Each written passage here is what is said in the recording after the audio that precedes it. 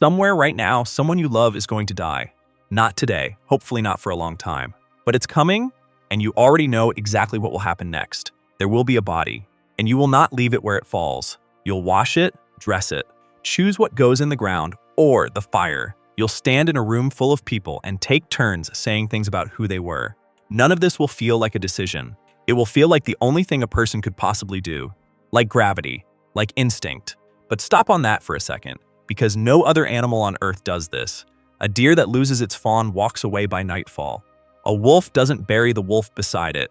An elephant might linger over the bones of its dead, and that's haunting on its own, but it doesn't dig a grave, or lay out gifts, or come back on the anniversary. The body stops being anything the moment the life leaves it. That's the rule across almost every species that has ever lived. Except one. So here's the question that should be a little stranger than it is.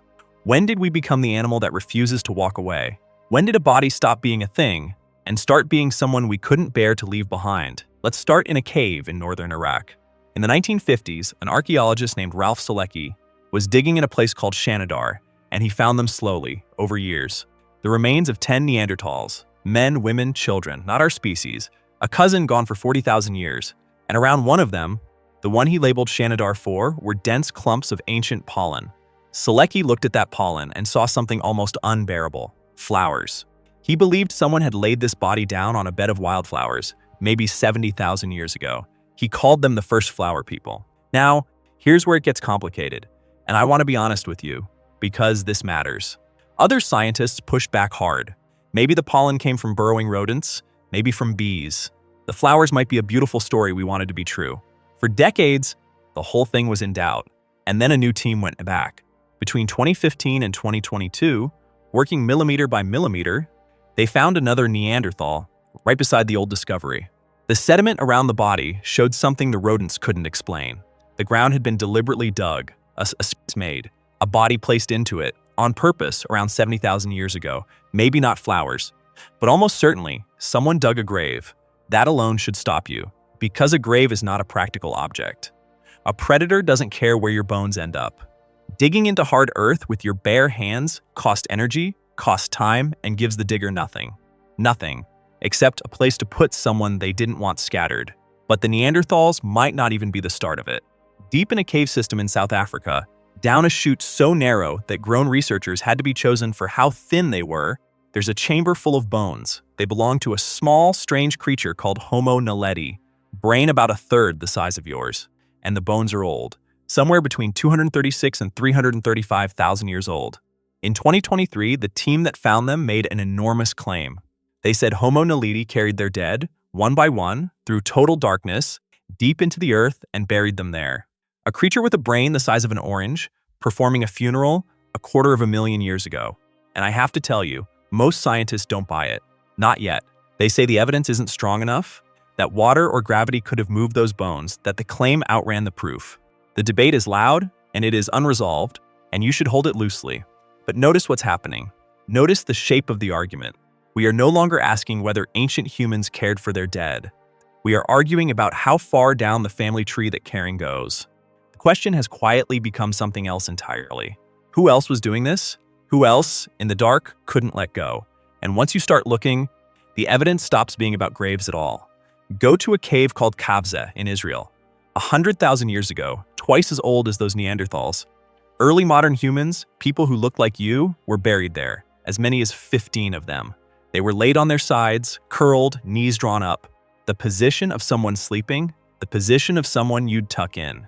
And scattered through those graves, archaeologists found 71 pieces of red ochre, ground up iron-rich stone the color of dried blood. To make it that vivid red, you often have to heat the stone in fire first, then grind it down.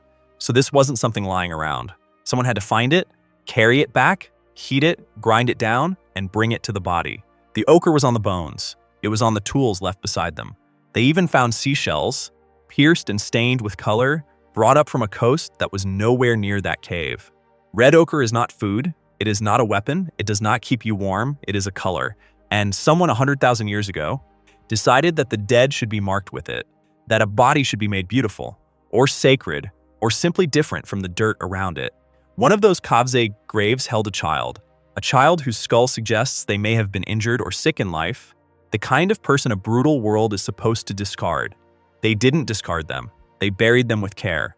Why would you paint someone who can no longer see the color? Why carry shells across a landscape for a child who will never hold them?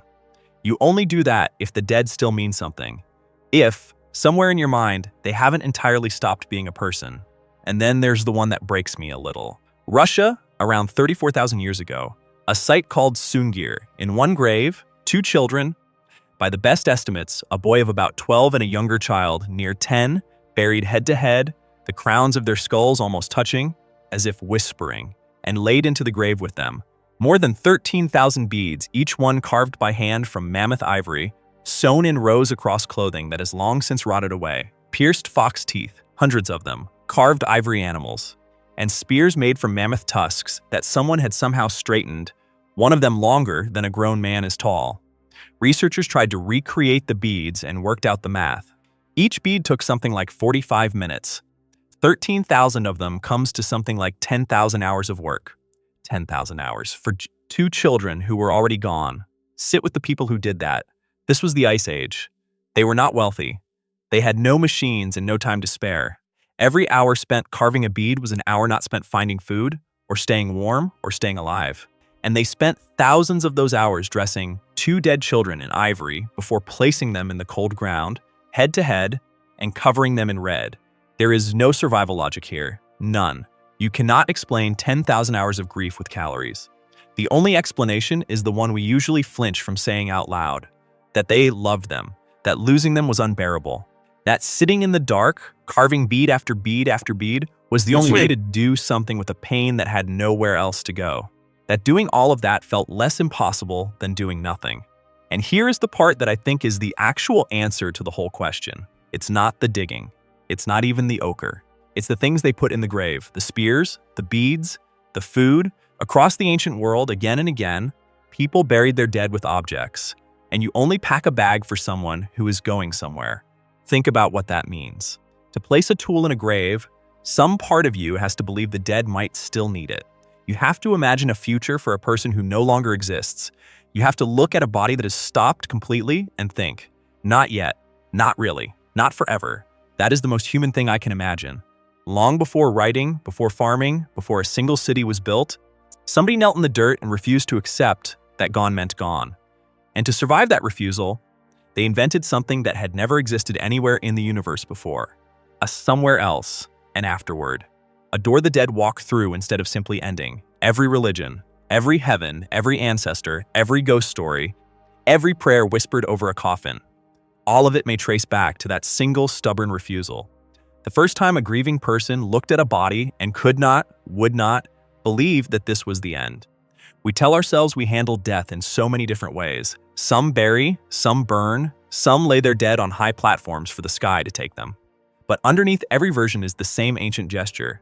We stop, we turn back, we do something. We refuse to treat the people we loved the way the deer treats the fawn.